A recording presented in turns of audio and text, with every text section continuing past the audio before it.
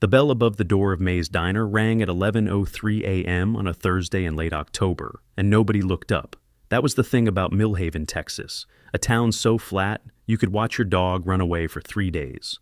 The doorbell rang 20 times a day for truckers and ranchers and county workers who had long since stopped removing their mud-caked boots at the entrance. Nobody looked up for any of them, and nobody looked up now. The woman who walked in was easy to overlook. She was slight, not fragile, but lean in the particular way of someone who had been without for stretches long enough to reshape the body into something efficient. Her hair was dark brown, pulled back, several strands loose at her jaw. Her jacket was olive drab canvas, worn thin at both elbows. Her boots were tan military-cut leather, so caked with the red dust of the highway that the original color was only guessable. She carried a single gray nylon pack with compression straps buckled tight, worn on one shoulder with the unconscious ease of someone who had carried similar weight long enough for the body to absorb it as normal. She paused just inside the doorway for 2 seconds. Nobody noticed those 2 seconds, but in them, her eyes moved across the entire room in a single unhurried arc. Counter, corner booths, kitchen pass-through, emergency exit beside the restrooms, the large window facing the main street. She registered every occupied seat. She clocked the 2 men in county uniforms at the back. She noted the elderly woman alone by the window, who was the only person in the room not staring at a phone or a plate. Then Wren Calloway walked to the counter and waited. May, 71, silver braid, the kind of face that had seen enough human nonsense to have stopped being surprised by it, came out wiping her hands on a dish towel and looked at the woman directly, without performance. "Help you?" "I saw the sign in the window," Wren said. Her voice was low and even, not quiet from shyness, but quiet the way a room is quiet when everything in it has been switched off. "Dishwasher, I can start today." May studied her. "You got somewhere to stay?" "I can work that out. $8 an hour, 6 days, 6 a.m. to 2, sometimes 3 if we get busy." She paused. "It's not much." "It's enough," Wren said. May nodded once, the way a woman nods when she has made a decision she knows will cause trouble with somebody.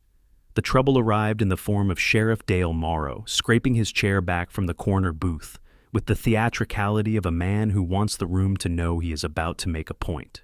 Morrow was 6'2", broad through the chest, the kind of build that had been impressive at 30 and was still intimidating at 52, even with the weight redistributed. He wore his uniform the way some men wear a flag, not as clothing, but as declaration. His badge caught the overhead light as he crossed toward the counter, unhurried, coffee mug in hand like a prop. "I know this type," he said, loud enough for the full diner. Heads turned, conversation stilled. "You roll in off the highway, find the kindest face in town, work the sympathy angle. 2 weeks later you're gone, and whoever trusted you is missing something. Money, tools, a sense of dignity." He let it land. "I've seen it more times than I care to count." Wren looked at him. She did not step back. She did not speak. She held his gaze with an expression so neutral it could have been mistaken for fear by someone who had never seen real calm before. Morrow turned to the room at large. "This is Millhaven. We take care of our own here. Veterans, families, people who have earned their place." He looked back at Wren. "You haven't earned anything here, and you don't look like somebody who's contributed much anywhere." He paused for effect. "People who actually serve this country, people who actually sacrifice something, they don't look like you, sweetheart." The word landed like a hand on a wound. A woman near the window visibly winced. At the far end of the counter, an elderly man in a VFW cap stared down at his coffee. Wren said nothing for a long moment. Then, very quietly, "I just need the dishwashing job." Morrow blinked, a flicker of frustration at not getting the reaction he had scripted. He made a sound that was half laugh, half dismissal, and the room gave him what he wanted.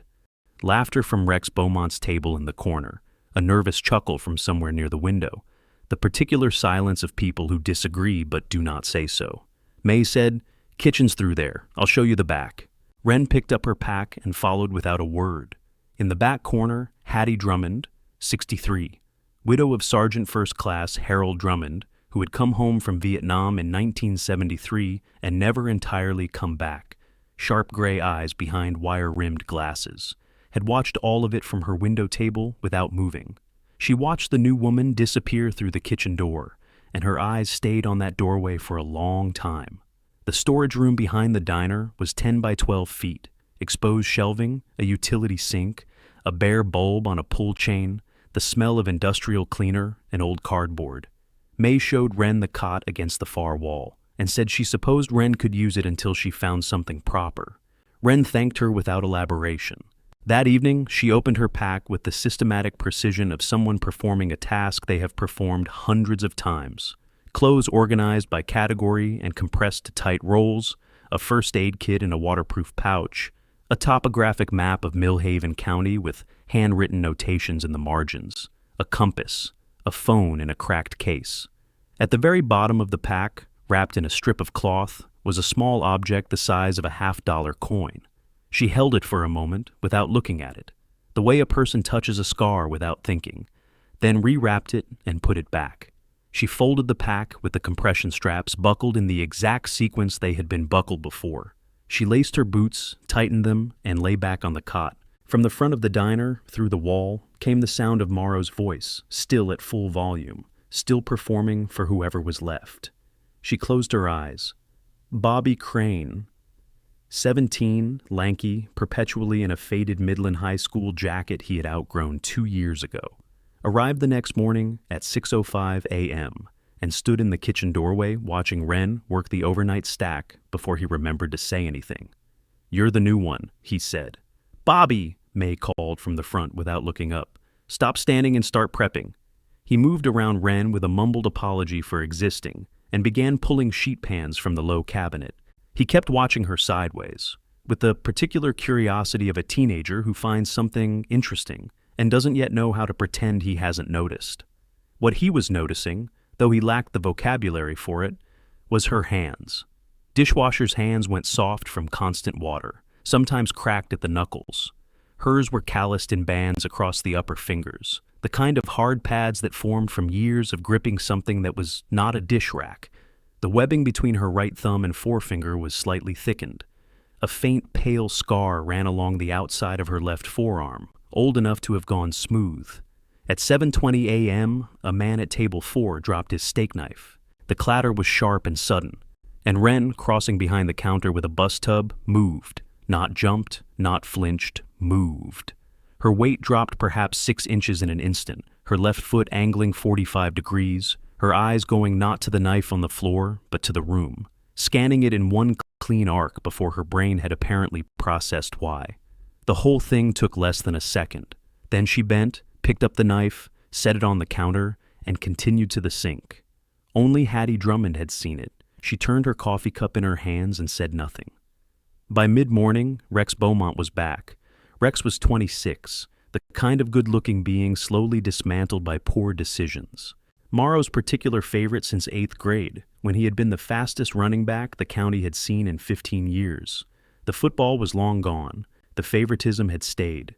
He came in with Daryl and Cody, took the big booth by the window, and when Wren came to clear the adjacent table, leaned out toward her. "Hey, May," he called, looking at Wren. "Where'd you find the new help? Highway on-ramp?" May didn't respond from behind the counter. Rex looked at Wren with the grin of someone who considers his own humor a gift to others. "No offense," he added, in the tone of a man who means complete offense. "What's your name, anyway? Where you from?" "What can I get you?" Wren said, still not looking at him. Rex sat back, mildly unsettled by the complete absence of reaction. Irritation he could work with. Total indifference was harder to perform against. "3 coffees," he said, "and a little less attitude." What Rex had not seen was what happened when she walked back to the counter. She chose the path that kept her back to the wall. She moved along the edge of the room, rather than across the center of it. She positioned herself at the one point behind the counter, where she had a clear sight line to the front door, the hallway to the back, and both occupied table clusters. She was not thinking about it. It was simply where her feet took her, the way a river takes the lowest ground. Bobby watched her choose that position every single time she stopped moving. Always the wall, always the sight line. He thought about it while he chopped onions and could not explain why it made the hairs on his arms stand up. By early afternoon, Rex had organized what he privately thought of as a test. He leaned out of the booth when Wren came past and said, to the table, but at room volume, "We should take a collection for the Memorial Service Fund. Show some community spirit, especially from newcomers who want to make a good impression. He said this in the particular tone that means the opposite of what it says. Wren looked at him. "How much?" she said. Rex blinked. He had not expected this answer. He had expected deflection, embarrassment, maybe a refusal he could use. "Well, 20? 30? Wren reached into her apron pocket and put $30 on the table without looking at it. Then she took out her order pad. "What can I get you?" she said. Not a question. Rex looked at the money. He had the expression of a man who has set a trap and watched the target walk over it without noticing it was there. Darryl leaned over. "Dude!" Rex picked up a menu. That evening, he lost a $200 bet to Darryl. He had wagered the drifter woman would be gone by Sunday. She was still here. She was wiping tables, stacking dishes, and moving through May's diner like something the room could not figure out how to process. Before we go any further, if you're new here, welcome.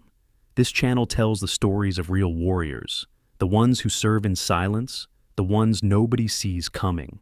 If that's the kind of story you believe deserves to be told, hit subscribe right now and ring that bell. Because this story, it's only getting started. Wren Calloway just took the job, but the question nobody in that diner is asking yet is why.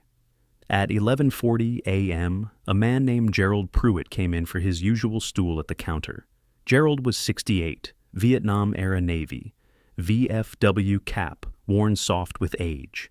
He lowered himself onto the stool with the careful movement of someone whose knees had filed a formal complaint. May set down his coffee without being asked. Gerald watched Wren work the sink for a moment. Then quietly, to no one in particular, "She folds the dish towels different." May looked up. "Military fold, corners tucked." He paused. "I haven't seen that outside a barracks in a while." May glanced at the dish towels stacked beside the sink. Neat rectangles, corners precise. She refilled Gerald's cup and went back to the register without comment. At 12:30 p.m., a brown pickup went off the county road 200 yards from the diner's front window. By the time May reached the window to look, Wren was already outside. The driver, Carl, 40s, construction, thrown against the steering column, was in the ditch, right arm at a wrong angle, conscious but pale, breathing fast and shallow. Wren knelt beside him with the calm of someone solving a routine problem. She worked through the assessment in sequence, airway clear, breathing present and adequate. She checked his pulse at the wrist. 3 fingers, correct position, correct location, no hesitation. And moved to the fracture. She stripped her canvas jacket, tore a length from the hem of her shirt, pulled a stick from the roadside brush and a board from the truck bed, and built the splint without interrupting the flow of movement. Immobilization above and below the break, not positioned clear of the injury. Carl's face changed as the movement of bone was controlled. "Don't move it," she said. "Someone call 911. 3 phones were already out behind her. Deputy Cade Weiler arrived 2 minutes later and took in the scene. He was 38, lean, with a permanent squint from too much Texas sun and too little sleep. Morrow's deputy in the truest sense, a man who had absorbed his superior's worldview uncritically and completely. "Who did the splint?" "She did," said the woman from table 7. Weiler looked at Wren. "You a medical professional?" "No." "Where'd you learn to do field work like that?" A half-beat pause. "YouTube," she said. Someone behind Weiler almost laughed. Weiler looked at the splint, correctly tensioned, competently built from roadside debris in under 4 minutes. And then at the woman who had built it. Something in him shifted from dismissal to a harder-to-categorize unease. He did not know what to do with unease, so he put it behind professional neutrality. "Paramedics are 3 minutes out. Stay put." He meant it for everyone. He was looking at Wren when he said it. She met his eyes. Then she walked back inside. Morrow arrived that same afternoon with Weiler at his shoulder, his preferred formation, an architecture of authority, and said to Weiler at a volume that was clearly meant for more than Weiler, "People without a fixed address, no lease, no employment history, no community ties. You know what that tells you about a person? Tells you they're not invested," Weiler said. "Tells you they're not trustworthy." Morrow picked up his coffee. "Man or woman, doesn't matter. Transient lifestyle is a choice, and choices tell you things." He looked at Wren. "You got a permanent address?" She turned. Working on it. Morrow repeated the phrase in the tone of a man tasting something off. Then, get me everything on a Ren Calloway, Texas ID. Already ran it, Weiler said. Army, Medical Corps, 6 years out in 2019, medical discharge, clean record, nothing remarkable. Morrow looked at Ren with the expression of a man who has been given permission to stop being curious. Army nurse, he said. Out on a medical? That explains the splint, explains the wandering. He turned away from her. Whole lot of nothing. Ren went back to organizing coffee filters. From his stool, Gerald Pruitt had heard every word. He had also spent 3 years as a Navy corpsman before his infantry service, and he knew the difference between a field splint built by a nurse and a field splint built by someone who had been in places where there were no nurses. He looked at the small, controlled woman at the coffee station and turned his cup slowly in his hands. He said nothing. The cot in the storage room lasted 3 more days. When Morrow arrived with Trent Hollis, the commercial storage owner next door, permanently aggrieved, a man who had clearly been told what to say, the performance was transparent, health code issue, habitation in commercial storage space, liability concern. May looked at Hollis, then at Morrow, who was inspecting his coffee with great interest. Ren had heard it from the kitchen. She was already packing when the sentence finished. 35 seconds, everything compressed and buckled in sequence. She came through the back door with her pack in hand. I'll find somewhere, she said to May. You'll sleep in the back booth, May said, in a tone that invited no counter-argument, her eyes on Hollis communicating the full extent of her opinion. Hollis left. Morrow followed, coffee unfinished. Bobby watched Ren set her pack against the wall with the same unhurried precision, the same complete absence of complaint. Doesn't it bother you? He asked. Any of it, all of it. She pulled off her rubber gloves and turned them inside out. Yes, she said. No elaboration. She put on her apron and went back to work, and Bobby stood there with the particular unsettled feeling of someone given a completely honest answer that opens more questions than it closes. Hattie Drummond waited until the afternoon lull before she walked to the far end of the counter where Ren was wiping down and sat on the nearest stool without making a production of it. Harold always sat with his back to the wall, she said. Ren kept wiping. 30 years after he came home, never once sat where he couldn't see the door. Hattie paused. I used to think it was the war. Later I understood it was just him. The war only showed him something he already knew about himself. Ren stopped wiping. She did not turn around immediately. Then she did, and she looked at Hattie with that same flat expression. But something behind the eyes had shifted. A microscopic softening, the way a face changes when it hears something that fits. I'm sorry about your husband, she said. He died in '04. Peacefully, which surprised him, I think. He'd spent a long time expecting it to go differently. Hattie held her gaze. You sit the same way he did, every time you stop moving. A long pause. Habit, Ren said. Hattie nodded slowly, as if habit were a perfectly satisfying explanation, and also no explanation at all. She picked up her coffee and moved back to her window table, and Ren watched her go. For a moment, something moved across her face. Not quite grief, not quite recognition, but in the neighborhood of both. Then Bobby dropped a sheet pan in the kitchen, and the sound snapped it clean off. Ren went back to the counter. That evening, Hattie sat with Gerald Pruitt on the bench by the front window, 2 coffees between them. They spoke quietly while the diner emptied around the dinner hour. Harold came home and didn't truly sleep for 3 years, Hattie said. Part of him was always on watch. Gerald nodded, turning his cap in his hands. There's a difference, though. Hattie looked through the window. Ren was visible at the counter, closing the coffee station with her characteristic precision. Harold knew what it was. He could name it. He'd say, I'm still in the jungle, and we both knew what that meant. She doesn't look lost in it. A pause. She looks like someone who chose to stay. Gerald watched Ren align the sugar dispensers, each one parallel, each precisely centered on its square of laminate, with the focused attention of someone for whom order was not habit but necessity. Army Medical Corps, he said slowly. That's what Weiler's file says. You can learn a field splint in medical training, Hattie said. But the way she looked at this room when she first walked in, the 2 seconds she stood in the doorway. Gerald paused. She wasn't taking in decor. Hattie sipped her coffee. No, she said quietly. She wasn't. Travis Keene arrived the following afternoon with Rex and a purpose. Travis ran the county gun shop with the proprietary confidence of a man who considered himself the local authority on anything that fired a cartridge. He came in carrying something wrapped in a shop rag and set it on the counter with the deliberateness of a man making a performance of a gesture. He unwrapped it. A Beretta 9mm, hammer back, barrel jammed. "Nobody can figure this out," Rex said to the room at large. "Travis has been at it all afternoon." Travis spread his hands theatrically. Frames fine, magazine feeds clean, something in the action. A few people leaned over to look. Small town theater. Wren was bringing clean glasses from the back.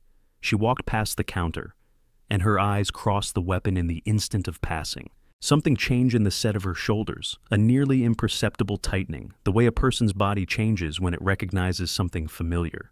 She kept walking. Rex had been watching for exactly this. "Hey, you're Army, right? You know guns?" "I was support corps," she said, shelving glasses without turning. "I cooked." He tapped the counter. "Sure about that?" She turned and looked at the gun. 2 full seconds of silence. Bobby, at the pass-through window, held his breath without knowing why. "Recoil spring," Wren said, flat, certain. Travis blinked. "Come again?" "It's either worn out or installed backward. The slide isn't returning to battery after the cycle." She had not moved closer to it, had not touched it, had looked at it from 4 feet away for 2 seconds. Travis reached for the gun, ejected the magazine, cleared the chamber, disassembled the frame with practiced hands and found the recoil spring assembly. He stared at it for a long moment, then set it down on the counter without speaking. The spring was installed backward. The counter went quiet in the specific way rooms go quiet when something has happened that nobody knows how to categorize. "How did you—" Travis started. "I need to get back to the sink," Wren said. She walked through to the kitchen. Bobby scrambled back from the pass-through, trying to look busy. She pulled on her rubber gloves and ran the first plate under the water. He stared at the side of her face. "How did you know that?" "Lucky guess," she said. He looked at her hands again, the banded calluses, the padded grip webbing, the old scar on the left forearm, the way she stood at the sink with her back against the wall and both entries in her sightline. "That's not what a lucky guess looks like," he said. She handed him a stack of dried plates to shelve and didn't answer. Weiler pulled the VA records through a back-channel contact on Friday morning. A woman named Carmela, who had worked federal files for 16 years and owed him a favor. She called back in 40 minutes. "Cade," she said, "where did you pull this ID?" "Background check, local." A pause. "These redaction codes, do you know what they mean?" "Access denied, that's all I got back." Another pause, longer this time. "I'm going to give you some advice as a friend. Whatever this person told you or didn't tell you, leave it alone. File it. Forget it." A breath. "These codes are not administrative errors. Do you understand what I'm telling you?" Weiler sat at his desk for a long time after the call ended, looking at the name on his screen. Wren Calloway. He picked up the phone to call Morrow. He set it down. He picked it up again. Reed Harmon arrived in Millhaven on Friday afternoon in a rented truck from San Antonio. 58 years old, silver-haired, with a face shaped over decades into something that communicated authority the way a mountain communicates height, not through announcement, but through simple, unignorable presence. He wore civilian clothes and carried himself with the quietness of a man who has been the most dangerous person in too many rooms to feel the need to demonstrate it anymore. He was here for the Veterans Memorial Service scheduled for Sunday at the town square, where he had agreed to say a few words. He had a habit of saying yes to these requests, the small obligations of remembrance, the work of showing up for people who could not. He checked into the motor lodge on the county road and went to dinner at May's Diner, where he ordered the pot roast and settled into a booth in the back, and watched, not conspicuously. He was not a conspicuous man. But when the slight woman in the diner apron came past his table to clear the adjacent setting, something in his peripheral awareness registered, and he did not look at her directly. He watched her the way he had trained himself to watch things, without commitment, without obvious focus, the way you watch the edges of a room in low light. She moved wrong for a waitress, not awkwardly, precisely the opposite. She moved with a controlled economy that was specifically not civilian. The turns were too clean, the pauses too purposeful.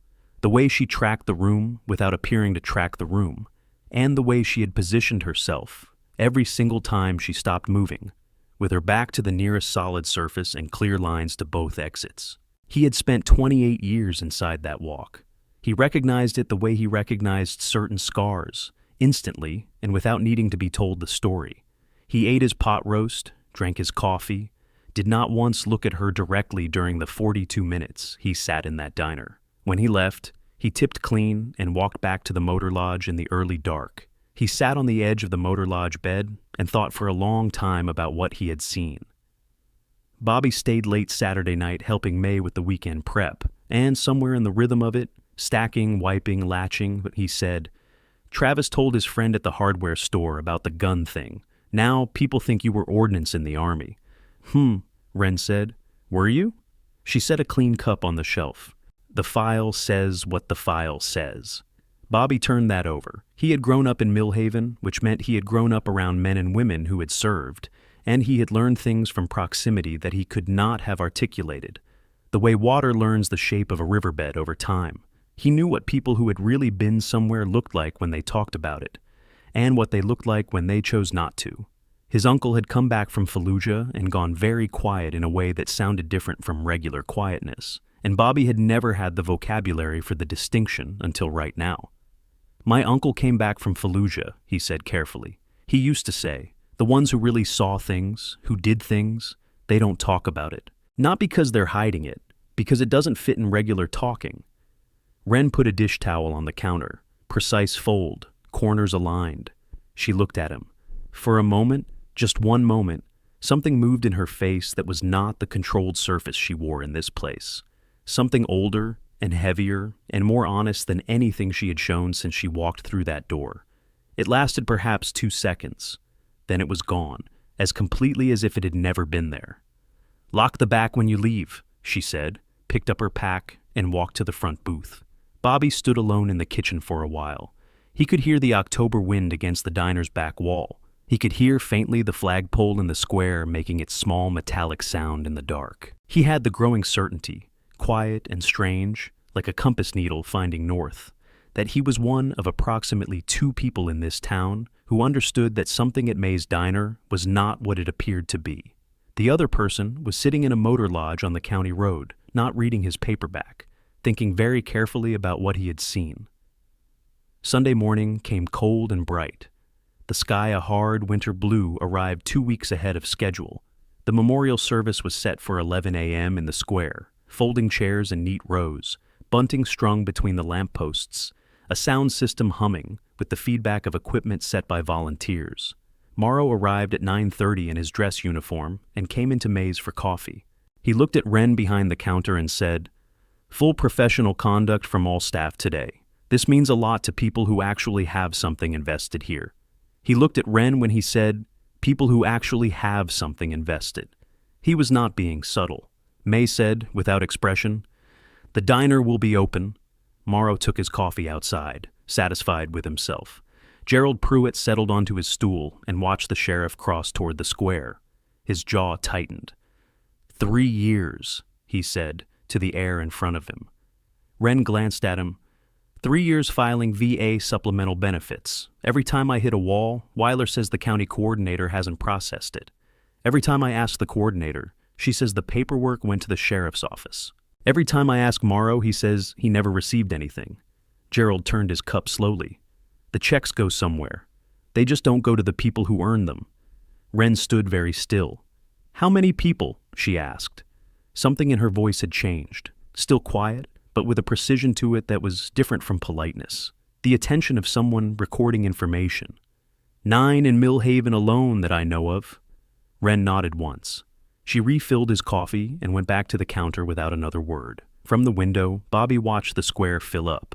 Rows of folding chairs, children running between adult legs, an October wind moving through the bunting. He watched Reed Harmon cross the square in civilian clothes, hands in his jacket pockets, heading toward the VFW staging area where the organizers were assembling. He watched Harmon pause at the edge of the square and look through May's front window.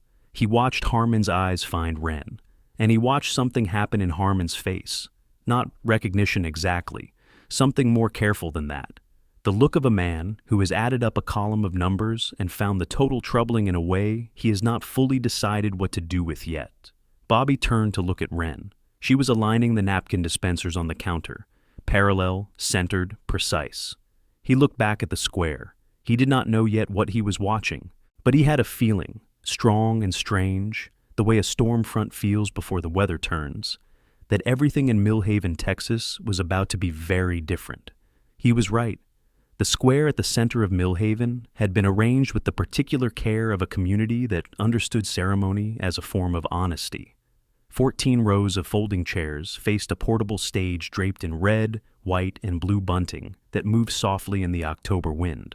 On the stage, a single podium stood beside a framed display of 7 photographs, the veterans of Millhaven County who had died in the preceding year.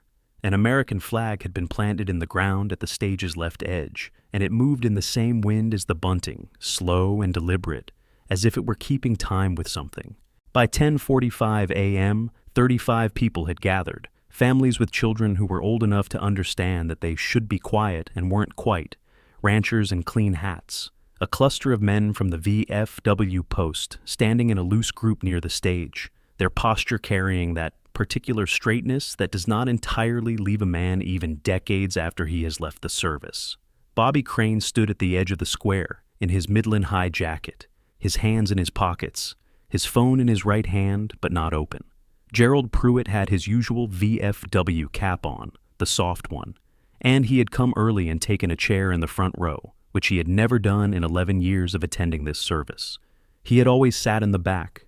He sat in the front today, and he did not examine why. Hattie Drummond sat 3 seats down from him, her coat buttoned to the collar against the morning cold, her hands folded in her lap. Inside May's diner, the front window faced the square directly, and the view was clear. Ren Calloway had been watching through it since 10:30 a.m., while she set the post-service tables, sugar dispensers centered, salt and pepper aligned, menus squared against the table edges in the mechanical, unthinking precision that had become her signature in this place. She watched the square with the particular stillness of someone who is not watching casually, but processing. She watched Reed Harmon cross the square at 10:50 a.m. in his civilian clothes, hands in his jacket pockets, and position himself at the edge of the VFW group without fully joining it. He shook hands with 2 men. He declined a folding chair. He stood. And then, as if he felt the weight of being observed, he turned and looked through May's front window. He found her immediately. No searching, no scanning. Direct. Ren held his gaze for 3 seconds. Then she turned and went back to the tables. Bobby, watching from the kitchen pass-through, had seen the whole exchange. He stood very still for a moment. Then he picked up his phone and put it back down. Morrow arrived on the stage at 10:58 a.m. in his dress uniform, 5 rows of ribbons he had arranged with the assistance of a chart from the internet, 4 of which were awarded for administrative service and 1 for a single active duty deployment in the early 90s that had involved no combat. He carried himself up the stage steps with the gravity of a man who believes that the weight of an occasion can be borrowed by proximity. He greeted the VFW post commander. He shook hands with the mayor. He looked out at the assembled crowd with the satisfied expression of a man surveying something he considers partly his.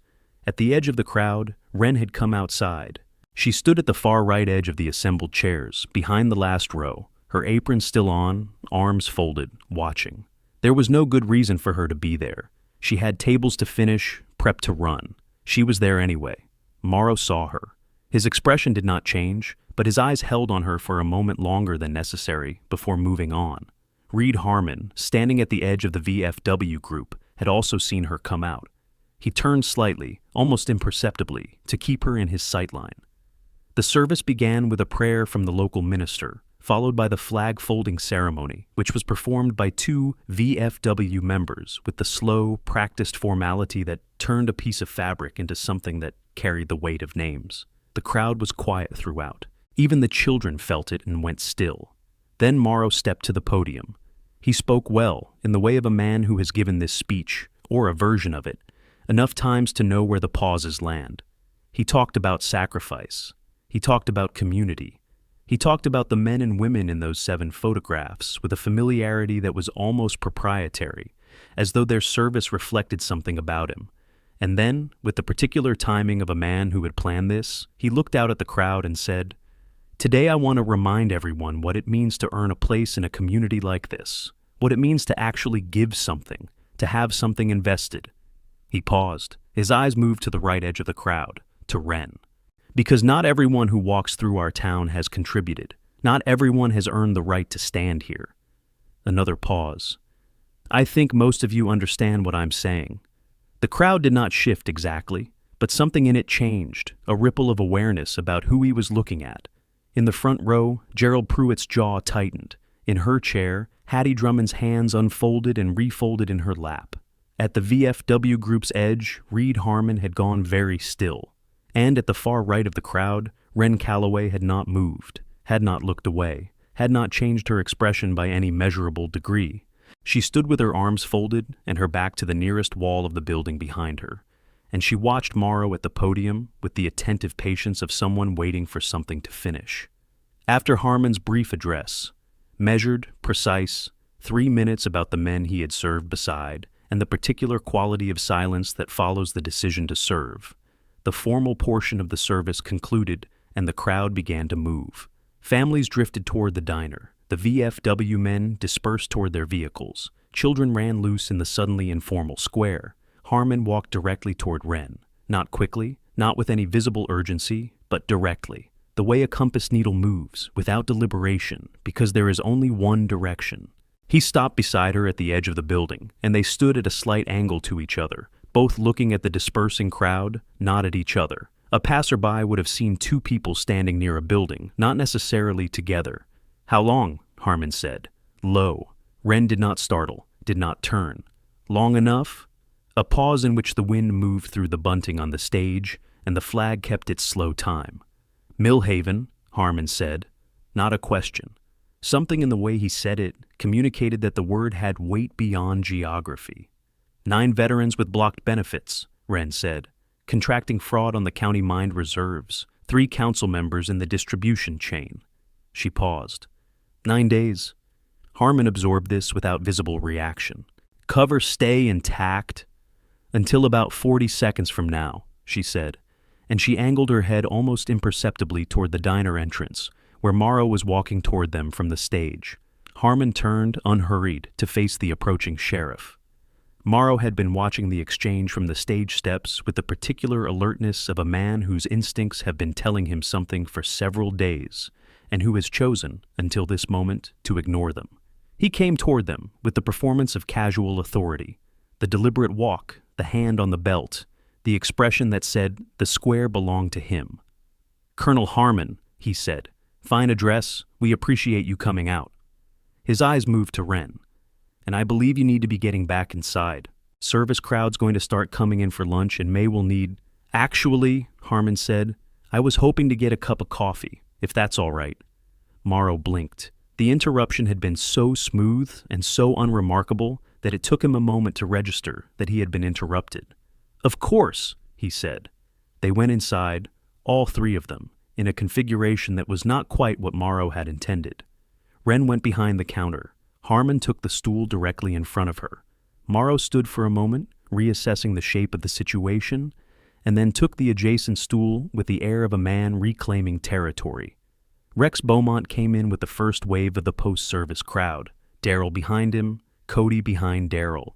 They took the corner booth. They ordered. They watched. Bobby moved through the kitchen with one eye permanently on the pass-through window. Hattie Drummond came in last, alone, and took her window table, and from that position she could see everyone in the room. The first wave of families filled the diner in the particular dispersed way of people who have been sitting together and now want to separate slightly. The sound level rose. Plates moved. Coffee went out in volume. Through all of it, Ren worked the counter and the nearest tables with the same mechanical competence she had brought to every shift. She poured coffee. She recited specials. She moved. But something had changed in the frequency of the room. Something that the people who had been watching her for days could feel, and the people who hadn't been watching could not. Harmon drank his coffee and said nothing, and did not stop watching her. Morrow was on his third cup and speaking loudly to Weiler, who had arrived and taken the stool at the far end of the counter, about the service, about the crowd, about the meaning of the day. It was the kind of speaking that is not really speaking to the person beside you, but to the room. What this town needs, Morrow said, is people who understand what Memorial Day actually means, not just showing up, actually understanding what was sacrificed and by whom. He set his cup down. Some people use the occasion. Some people have earned the occasion. That's a real distinction. Weiler nodded. He had been nodding at things Morrow said for 8 years, but his eyes had gone somewhere else. They had gone to his phone, where the screen was dark, where the name Carmela and the phrase, "Do you understand what I'm telling you?" were still sitting in his recent call log. He looked at the counter. He looked at Wren. He looked back at his phone. He put the phone in his pocket. It was Rex who started it. Later, nobody would have been entirely able to say why he chose that particular moment. The crowd present, the service just ended, Morrow on the stool. Perhaps it was the audience. Perhaps it was the $200 he had already lost. Perhaps it was simply the particular restlessness of a man who needs things to be resolved and cannot tolerate the ambiguity of a woman who continues to exist without providing him an explanation. He stood up from the corner booth and raised his voice across the diner. "I want to say something," Rex said. "For the record, since we're all here and it's that kind of day." He looked at Wren. "I've been thinking about the collection money for the Memorial Service Fund, that $30 on the table." He paused. "I want to know who authorized it, because the fund has a custodian, and the custodian is standing right here." He gestured to Morrow. "So, I want to know if that donation went through proper channels, or if it just disappeared." It was a fabricated accusation without any real specificity, and everyone in the room understood it was a fabricated accusation, and nobody said so. Morrow looked at Rex with a small nod, the expression of a man whose lieutenant has done exactly what he was expected to do. "That's a fair question," Morrow said. "Accountability matters, especially when we're dealing with funds meant to honor the people this community has lost." He turned on his stool to face Wren directly. "You want to explain where that money went?" Wren set down the coffee pot on the counter. Slow, deliberate, she turned. "The $30 is in May's register," she said. "Accounted for. If you want the receipt, she can print it." "That's not what I'm asking," Morrow said. "I'm asking about your intentions, your character, about whether someone like you, someone who has no investment in this community, no record here, no nothing, whether someone like you should be handling money connected to a veterans memorial at all." The diner had gone quiet, the particular quiet of a room that understands something is happening. Gerald Pruitt had turned on his stool to face Morrow's back. Harmon set down his coffee cup. Wren looked at Morrow across the counter. Her expression was the same as it had been every day in this room. Flat, controlled, unreadable. But something had entered her stillness that had not been there before. A quality of waiting. The way a room sounds different in the second before a door opens. "What would satisfy you?" she said. "Specifically." Morrow stood from his stool. "I think you should leave this service to people who understand what it means. I think you should leave this community to people who have earned their place in it. I think—" He stepped forward. "I think you should leave." He put his hand on her shoulder to turn her toward the door. What happened next happened fast. Not violently. There was no violence in it, and that was somehow the most startling thing about it. Morrow's hand closed on her left shoulder, and he pulled, and the force of the pull combined with the relative angle of her body meant that her shoulder turned and her collar pulled with it, and the fabric of her work shirt, stretched already from days of physical labor, worn thin at the seams, gave at the shoulder seam with a sound like a dry twig. The left shoulder of the shirt tore open, and on Wren Calloway's upper left arm, just below the shoulder, the hush of the October morning fell over May's diner like a physical thing. The tattoo was not subtle. It was not something that could be misidentified or explained away by anyone who had any reason to know what it meant. It covered the upper arm in the deliberate, permanent way of something that was never meant to be hidden, so much as simply not displayed. A golden eagle clutching a trident anchor and a flintlock pistol crossed over by a lightning bolt. Beneath the eagle, in precise block lettering, 2 lines. The first, a designation number. The second, the letters that anyone with 28 years of naval special warfare experience would recognize in the dark. D EVGRU, Task Force Blue. The room did not react immediately. There were exactly 3 seconds, 3 full, measurable seconds, in which the diner was simply a room containing people who had seen something they had not yet finished processing. In the first second, Hattie Drummond put both hands over her mouth. In the second second, Bobby Crane's phone came out of his pocket and his thumb hit the screen. In the third second, Reed Harmon stood up from his counter stool. He did not stand the way a man stands when he is surprised.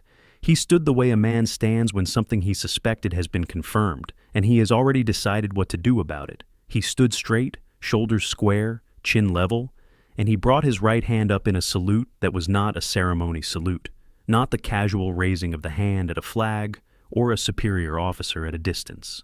It was the salute you give when you are looking directly at the person you are saluting, and you want them to understand the full weight of what you are communicating. Held, deliberate, complete. The VFW men near the door recognized it before they knew why. One of them straightened, then another. Morrow stood with his hand still half extended in the space where Wren's shoulder had been before the fabric tore, and he was looking at the tattoo, and the color was leaving his face in the visible, measurable way that blood leaves a face when the brain cannot reconcile what the eyes are providing. "Petty Officer First Class Wren Calloway," Harmon said. He did not raise his voice. He did not need to. "United States Naval Special Warfare Development Group. 36 confirmed combat operations across 4 theaters, the last of which was in Kandahar Province on August 12, 2015, at 1700 hours. He paused. One of 6 women to complete basic underwater demolition and SEAL training without interruption. The first of those 6 to achieve Tier 1 operational status. The room had the particular quality of air in a space where something has shifted so fundamentally that the molecules themselves seem to require a moment to rearrange. Rex Beaumont was standing beside the corner booth with his mouth slightly open. His hand had gone to the back of his neck. He was doing the specific thing people do when they have said something in a room that they very badly wish to unsay.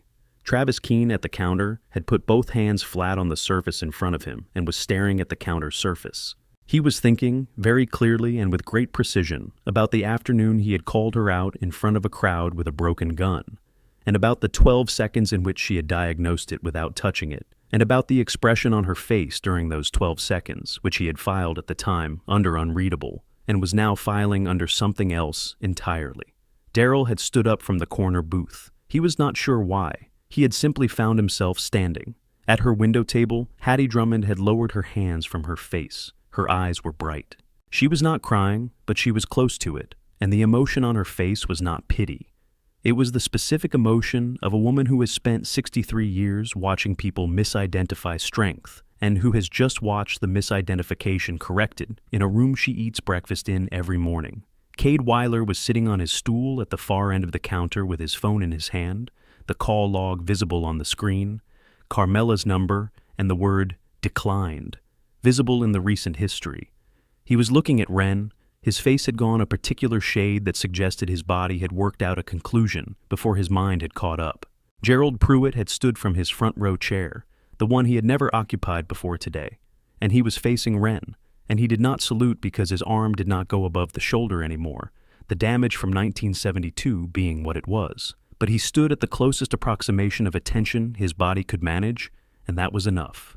Morrow had not moved. His hand was still in that half-extended position. His badge caught the light. His 5 rows of ribbons caught the light.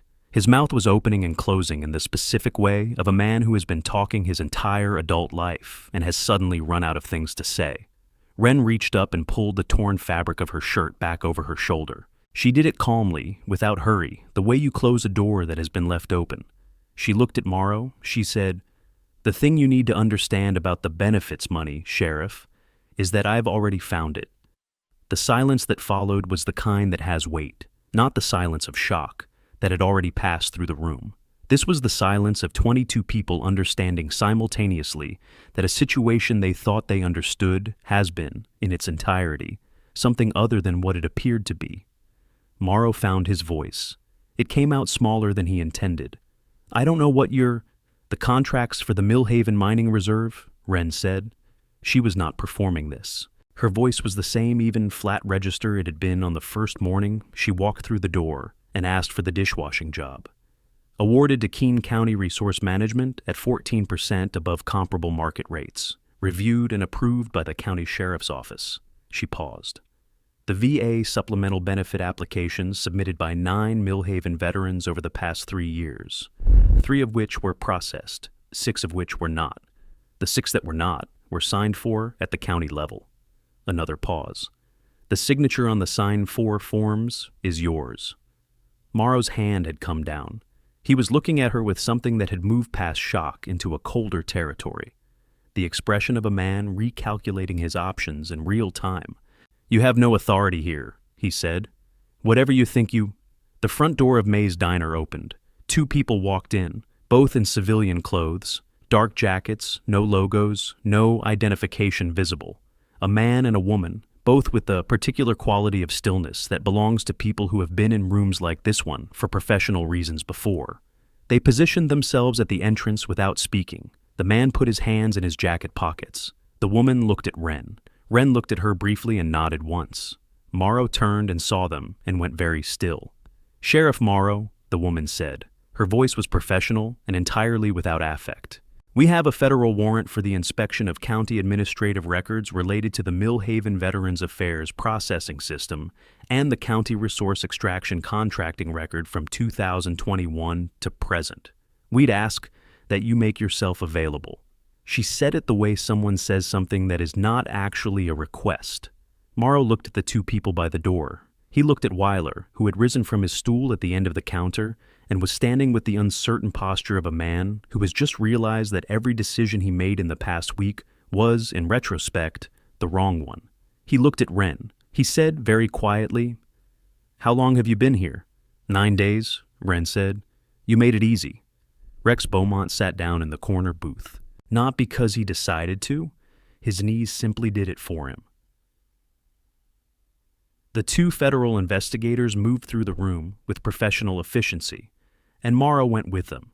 Not in handcuffs, not yet, but with the hollow compliance of a man whose authority has been revoked so completely that even the decision to resist requires a self-regard he no longer possesses.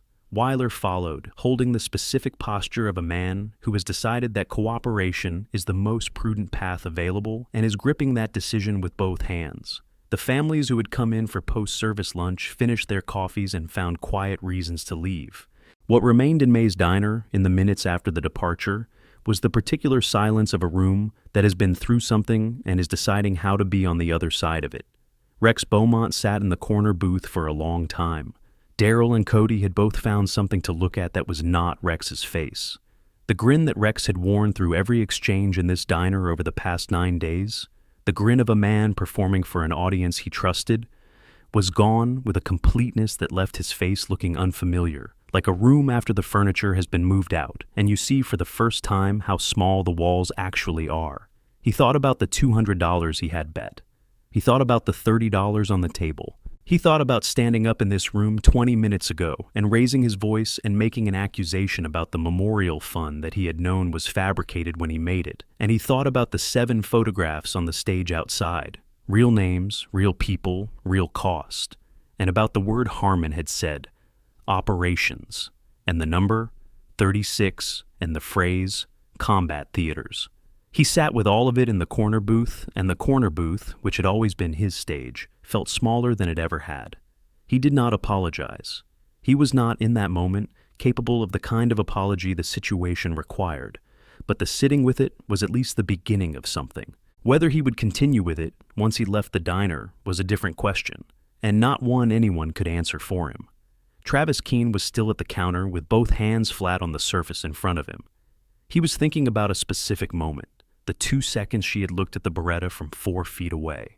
He was thinking about the 12 seconds it would have taken her to disassemble it. He was thinking about 36 operations and 4 theaters, and about the fact that a person does not reach those numbers through administrative support roles, and about the calluses on her hands that he had seen when she set the coffee down in front of him on the second day. The specific location and texture of calluses that form from years of grip training, not from dishes. He had called her out in a room full of people. He had done it to perform, and he had been shown the performance for what it was, and the showing had been done without a word addressed directly to him, which was worse than any confrontation could have been. He put money on the counter and left without speaking. At the door he paused. He did not turn around. He stood in the frame for a moment with the October light behind him. Then he left. Cade Weiler returned 20 minutes after departing, alone. He came in and stood just inside the door and looked at May, then at the counter, then at Wren. "The redaction code's on the file," he said. "When Carmela told me to leave it alone, I should have looked harder at why." He stopped. He was trying to say something that did not have a clean form. "I should have done more with what I knew." "Yes," Wren said. The word landed without softening, and Weiler received it without flinching, which was perhaps the only honest thing he could do. "The 9 veterans' files," he said. "Whatever access I have, I'll make it available to the investigators, all of it." "They have your contact information," Wren said.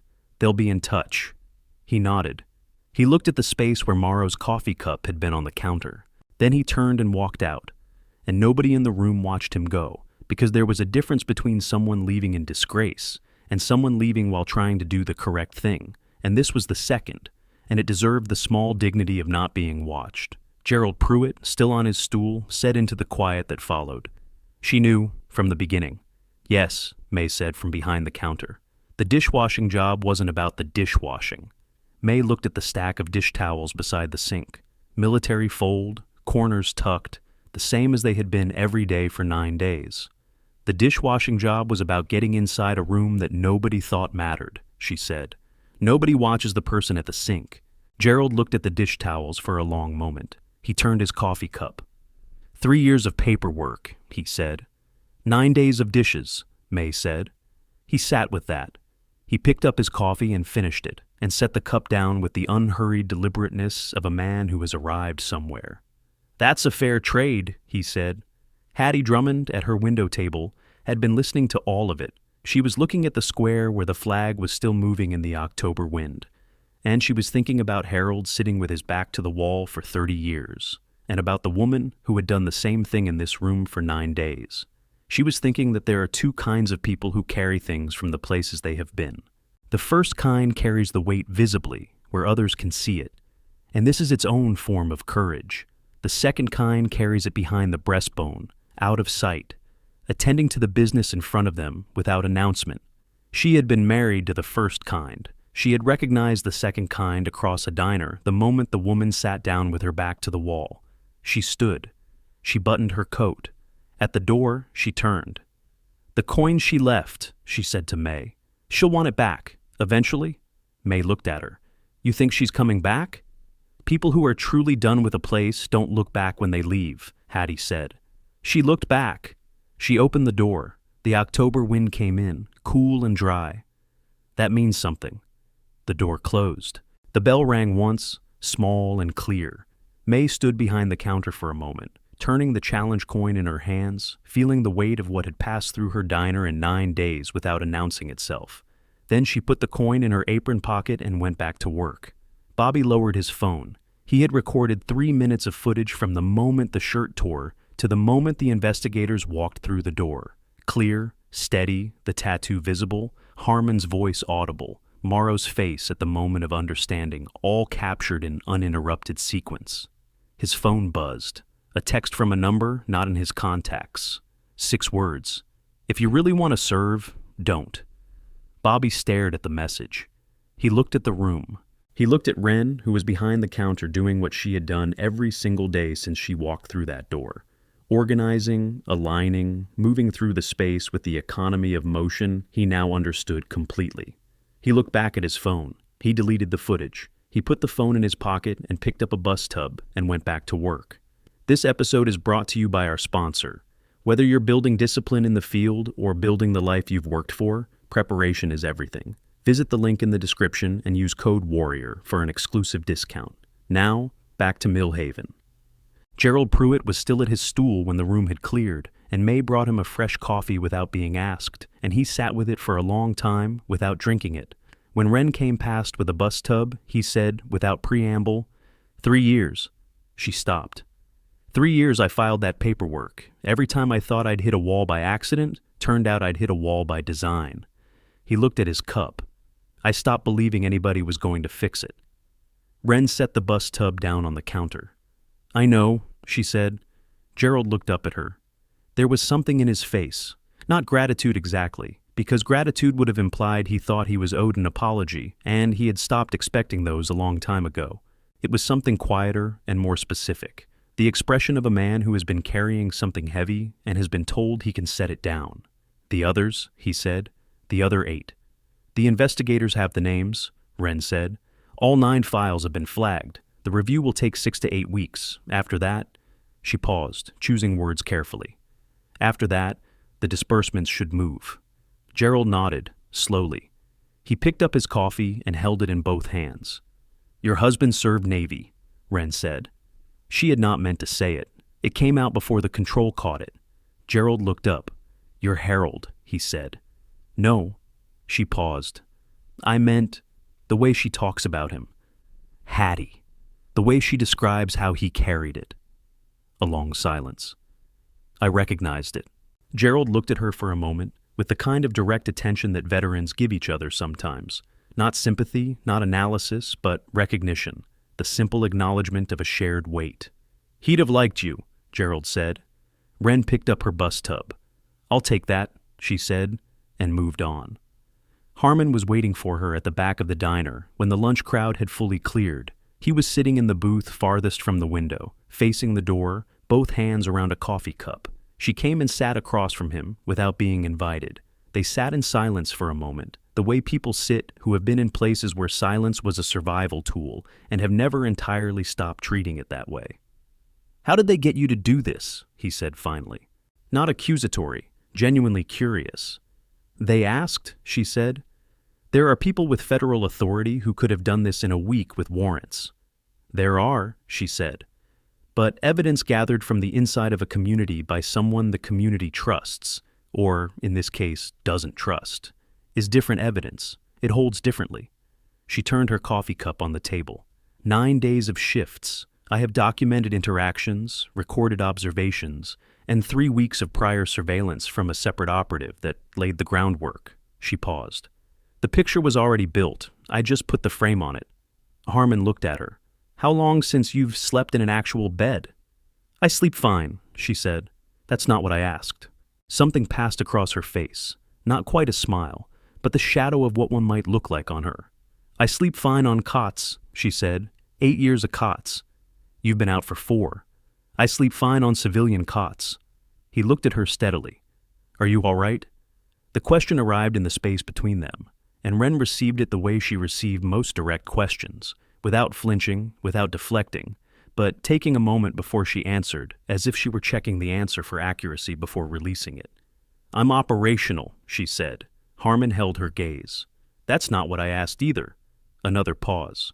Outside, the October wind had picked up, moving through the square, where the bunting was still strung between the lampposts, where the 7 photographs were still displayed on the stage. A child's laugh came through the wall, high and brief and clean. I'm working on it, Wren said. Harmon nodded. He seemed to find this a satisfactory answer, not because it was reassuring, but because it was honest. The next assignment, he said, 3 options. I was asked to present them to you. He reached into his jacket and produced a folded sheet. Standard paper, no letterhead. He set it on the table face down. By who? She said. You know by who. She looked at the folded paper, did not pick it up. I got here 9 days ago and asked for a dishwashing job, she said. Give me the day. Harmon looked at her for a moment. Then he stood, left exact change on the table for the coffee, and buttoned his jacket. You've got the day, he said. The paper will keep. He walked out of the diner, and through the window she watched him cross the square in his civilian clothes, past the stage and the photographs and the flag that was still moving in the wind, and he did not look back. Wren sat alone in the back booth for a while. The folded paper was on the table in front of her, and she had not touched it. From the kitchen, she could hear Bobby running water and the small rhythmic sound of his work. May was in the back doing inventory, the scratch of her pen audible through the wall. The diner was quiet in the specific way. It was quiet in the hour between lunch and dinner. A temporary pause, not an absence. The breathing space between performances. She looked at the paper. She thought about Kandahar province in August 2015 at 1700 hours, which was the last time she had been in a place where being good at what she was good at had mattered in a way that other people could see. She thought about the years since, which had been filled with the kind of work that was done in rooms that did not make it into official records, and in places that did not make it onto maps that civilians owned. And she thought about how the work had been good, and the cost of it had been real, and both of those things were true simultaneously, and always would be. She thought about Gerald Pruitt and his 3 years of paperwork, and his 8 companions in the same paperwork trap, and the particular expression on his face when she told him the review would move. She thought about Hattie, who had sat down beside her at the counter and said Harold always sat with his back to the wall, and who had meant it as recognition, and who had been right. She picked up the folded paper. She unfolded it, 3 locations, each with a single line of context beside it. She read them once, then twice, then set the paper flat on the table and looked at it without reading it a 3rd time, because she had already decided. She had decided before she unfolded it. May came out of the back at 3:40 p.m. to find Wren at the counter, apron folded in a neat rectangle on the surface beside the stacked menus. Beside the apron, a challenge coin, bronze, worn smooth on the face side where it had been held, the reverse etched with markings that May did not know how to read, and beside that, $30, bills flat, corners aligned. For the fund, Wren said. May looked at the arrangement on the counter. She looked at Wren, who had her pack on one shoulder and her jacket zipped and her boots laced, and was, in every visible way, the same woman who had walked through the door 9 days ago, except for the quality in her eyes, which had always been there, but which May understood now she had been only partially seeing before. "You're leaving," May said. It was not a question. "Lunch cleanup is done. Bobby handled the back." May looked at her for a long moment. "Where are you going?" Wren looked at her without expression. "West," she said. May looked at the challenge coin on the counter. She looked at the apron folded with military precision. She looked at the woman who had slept on her cot and in her back booth, and who had, for 9 days, been the best dishwasher she had ever had, and she said, "Come back if you need a cot." Something moved in Wren's face, brief, genuine, the closest thing to open that May had seen on her. "Thank you for the job," Wren said. May nodded. She picked up the challenge coin and turned it over in her hands, reading the reverse. She looked up. Wren was already at the door. Bobby was coming through the kitchen pass-through with a stack of clean sheet pans when the bell above the front door rang. He looked up. The door was closing. Through the front window, he could see Wren crossing the diner's small parking lot with her pack on her shoulder, moving at the same pace she moved through everything. No hurry, no hesitation. The absolute economy of motion that he now understood was not a personality trait, but the residue of years. He went to the door. He pushed it open. "Hey," he called. She turned. He was standing in the doorway of May's diner with a stack of sheet pans in his arms, and she was standing in the parking lot with a pack on her shoulder. And there was a wind moving between them, and he looked at her and tried to think of something to say that was large enough for the situation and came up with nothing. So he said the true thing, which was, "Are you going to come back?" She looked at him for a moment, and what happened on her face in that moment was not a smile exactly. It was what happened to a face when a smile has been trained out of it, but the underlying thing that would have been a smile has not been. A softening, a brief permission. She turned and walked toward the truck, parked at the far end of the lot. Bobby watched her go. He watched the truck start. He watched it pull out of the lot and onto the county road and head west, past the cactus and the flat horizon and the October light that was going amber at the edges. And he stood in the doorway of May's diner, holding a stack of sheet pans until the truck was gone. Then he went back inside and put the pans away and picked up a dish towel and started on the dinner prep. At 5:15 p.m., Harmon was sitting in a corner booth at the diner drinking his 3rd coffee of the day when May came over and set down the challenge coin on the table in front of him. He looked at it. He picked it up and turned it over, reading the reverse, and then he held it in his palm with the same weight a person gives a thing that has been carried for a long time. "She left this," May said. "I know." "Does she do that? Leave things?" Harmon looked at the coin. "No," he said. "Not usually." May refilled his coffee without being asked. She stood for a moment, looking out the front window at the square, where the bunting was still up, and the 7 photographs were still displayed, and the flag was still moving in the early evening wind. She said she was going west, May said. West is a direction, Harmon said. Not a destination. May looked at him. Is she all right? He turned the coin over in his fingers again, held it. The same gesture Wren had used with it in the storage room on the first night. The same gesture she had probably used with it in 100 different rooms, in 100 different countries, in the dark. She said she was working on it, he said. He set the coin on the table. He looked at it for a moment. Then he slid it back toward May. She meant for you to have it, he said. May looked at the coin. She picked it up and held it in both hands, and she looked at the reverse, and her eyes stayed on the 2 lines of text below the eagle for a long time. Service doesn't seek recognition. She closed her hand around it. The Federal Review of Millhaven County's administrative records took 7 weeks. On the 49th day, Gerald Pruitt received a letter from the VA regional office confirming the reopening of his supplemental benefit application and the issuance of a formal review, finding that the previous processing failures had been the result of systemic administrative obstruction at the county level. The letter used careful language. Between the careful language was the plain fact. Someone had been deliberately sitting on his paperwork, and that someone was no longer in a position to do so. Gerald sat at his counter stool in May's diner and read the letter twice, and then he folded it into thirds and put it in his jacket pocket, and he sat with his coffee for a while. He did not say anything. He did not need to. Hattie Drummond, at her window table, saw him fold the letter and understood what it meant, and she turned back to the window and looked at the square where the bunting was long gone, and the stage was disassembled, and the October light had been replaced by the early gray of November. She thought about Harold, who had come home from a war and sat with his back to the wall for 30 years, and about the woman who had walked into May's diner with a pack on her shoulder and done the same thing, and about the difference between the two of them, which was not the quality of what they had carried, but the question of whether the carrying had been finished or was still underway.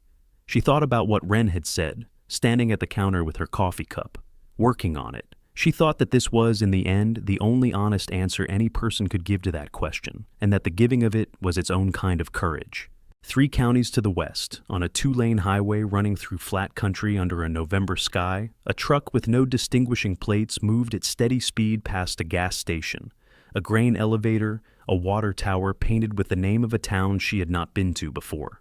The phone on the seat buzzed. Wren picked it up without looking away from the road. A text. Coordinates. Below the coordinates, 4 words. When you're ready, no rush. She read it once. She set the phone back on the seat without responding. On the seat beside the phone, the folded paper Harmon had left on the table. Open now. One of the 3 location lines circled in the margins with a pen she carried in the outside pocket of her pack. The circle was clean and deliberate, the same quality of motion as everything else she did. She had decided before she made the circle. She had made the circle because decisions, in her experience, were not real until they were written. The highway ran straight ahead of her through flat country and empty air, and she drove, and the November light was thin and silver and fell across everything without distinction.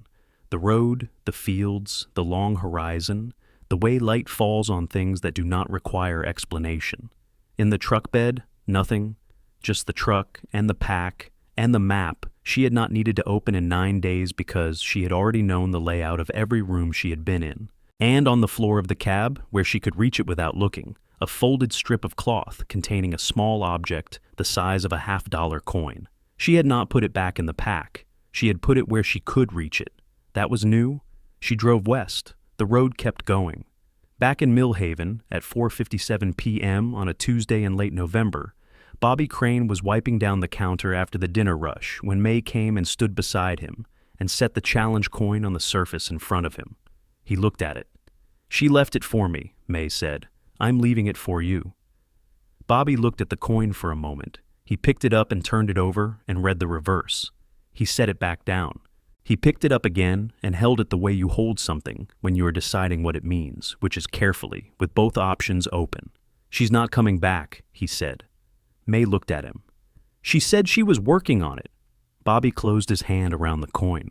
He looked out the front window at the square, where the November dark was coming down clean and cold, and the lampposts were lit, and the spot where the stage had been was empty now, just concrete and the memory of it. He thought about his uncle, who had come back from Fallujah and gone quiet in a way that sounded different from regular quietness. He thought about 36 confirmed combat operations and 4 theaters, and the way a person looks when they have been in places where the cost of things is measured in a currency that does not convert to anything you can spend here. He thought about what it would mean to go somewhere and do something that nobody would know about and nobody would see and nobody would understand from the outside, and to come back from it, and to keep going. He put the coin in his jacket pocket. He went back to the counter and finished wiping it down, corners to corners, each pass overlapping the last by exactly the width of his wrist. He noticed what he was doing. He stopped. He thought about it for a long time. Then he kept going, not because he had learned it from her, but because he had been watching her do it for 9 days and had understood something about why. Because when you are in a space, you take care of it. Because attention to the small things is how you demonstrate that you are paying attention to the large ones. Because the counter in front of you is the mission you have right now, and the mission you have right now is the one that counts. He finished the counter. He folded the dish towel, corners tucked, precise. He set it on the stack beside the sink. He looked at it for a moment. Outside, the November dark had come all the way down, and the lampposts were doing their job, and the square was empty and quiet and waiting, the way places wait when the people who understand their importance are somewhere else. The phone in Bobby's pocket buzzed. He took it out. A text from a number he did not recognize, no area code he had seen before. There are 3 open files in the Millhaven record, things that didn't make the Federal Review. If you find them, send them to this number. Bobby read the message twice. He looked at May, who was in the back and couldn't see him. He looked at the door of the diner and the window beside it, and the empty square beyond the window. He thought about what Wren had said when he asked if it bothered her. Yes. No elaboration, no performance. Just the honest answer, and then the apron back on and the work continuing. He typed back, "Who are you?" The reply came in 4 seconds. Someone working on it. Bobby held the phone in his hand for a long time, in the quiet of the closing diner. Then he went to the cabinet under the register, where May kept the physical copies of the county filings. The ones that came in by mail, the paper trail that predated the digital system. And he started looking. He was not sure what he was looking for. The message had said 3 open files in the Millhaven record, things that didn't make the Federal Review. He ran his fingers along the folders in the cabinet, reading the tab labels by the diner's overhead light, and he thought about what he knew and what he didn't, and what the gap between those 2 things contained. The folders were organized chronologically, which meant they were organized the way May organized everything, precisely, efficiently, without room for ambiguity. Bobby moved through them slowly. County maintenance contracts, 2018 through present, vendor agreements, staff permits.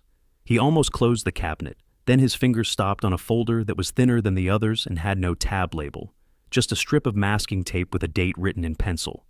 October 2019. He pulled it out.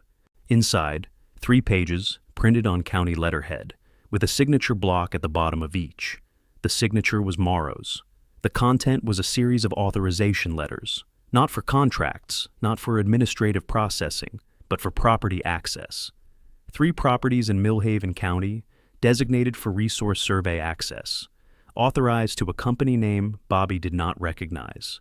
The properties were each described with their legal land descriptions, and Bobby was not a surveyor, but he had grown up in this county and he knew the land the way a person knows a face, by instinct, not by description. And the 3 parcels in these letters were not adjacent to the mining reserve that the Federal Review had examined. They were something else entirely. He took photos of all 3 pages with his phone. He sent them to the number that had texted him. The reply came in 11 seconds, not words, just a single character. A check mark. Bobby put the folder back. He put the cabinet back the way it was. He went back to the counter and stood there for a moment, looking at the dish towel Wren had left folded on the stack. Military fold. Corners tucked. Precise. He thought about what it meant to sit with your back to the wall and your eyes to the door and do the work in front of you without explaining yourself to anyone. He put on his jacket and turned off the kitchen lights and picked up his keys. At the door, he paused. He looked back at the diner, the empty booths, the cleaned counter, the dish towels in their precise stack, the challenge coin on the shelf where May had moved it. He looked at the coin. He looked at the door. He went out, and the bell above the door rang once behind him, small and clear in the cold November night. 43 miles northwest of Millhaven, the truck with no distinguishing plates was pulled over on the shoulder of a two-lane highway. Not because of engine trouble, not because of any external reason. Just pulled over, engine running, headlights cutting through the flat November dark. Wren sat in the driver's seat with both hands on the wheel and did not drive. On the seat beside her, the folded paper with the circled location, the cracked phone with the text she had not replied to, the strip of cloth with the coin inside it. She looked at the road ahead. The headlights reached about 200 feet, and then the darkness took over completely. And beyond the 200 feet was the same flat country continuing in the same direction, indistinguishable from itself. She had been stopped here for 6 minutes.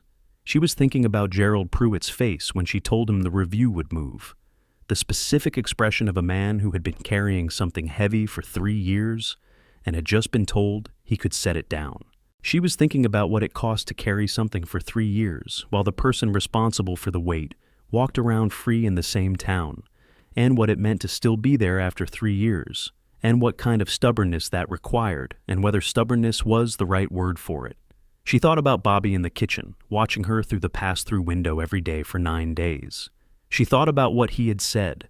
The ones who really saw things don't talk about it because it doesn't fit in regular talking, and about the fact that a 17-year-old had articulated something that most people spent decades not managing to articulate, and about what that meant for where he was going. She thought about Hattie Drummond and the words Harold always sat with his back to the wall. She thought about the 31 years Hattie had watched Harold carry something that couldn't be put down, and how she had recognized in a stranger across a diner the shape of the same weight, and how she had walked over and sat down beside her and said it plainly, without preamble, without asking permission.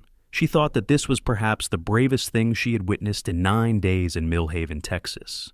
She let go of the steering wheel. She reached to the seat beside her and picked up the strip of cloth.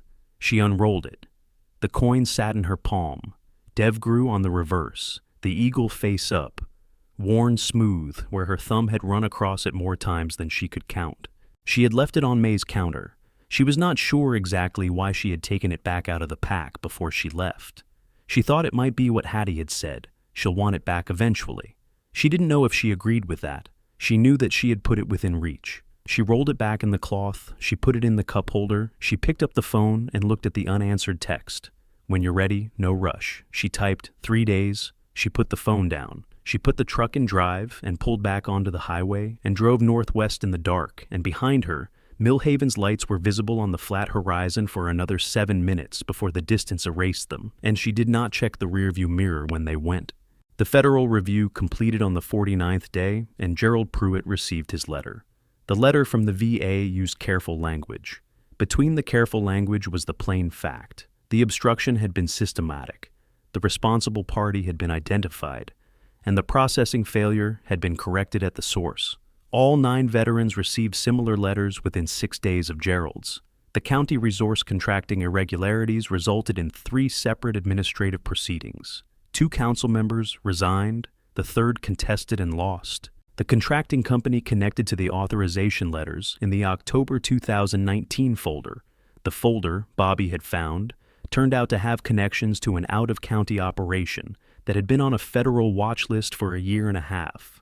The 3 parcels in the authorization letters were added to an existing federal investigation as supplemental evidence. Nobody publicly connected this supplemental evidence to May's diner, or to a woman who had worked there for 9 days. Nobody who needed to make that connection did not make it. In May's diner, in the weeks after, some things changed and some things didn't.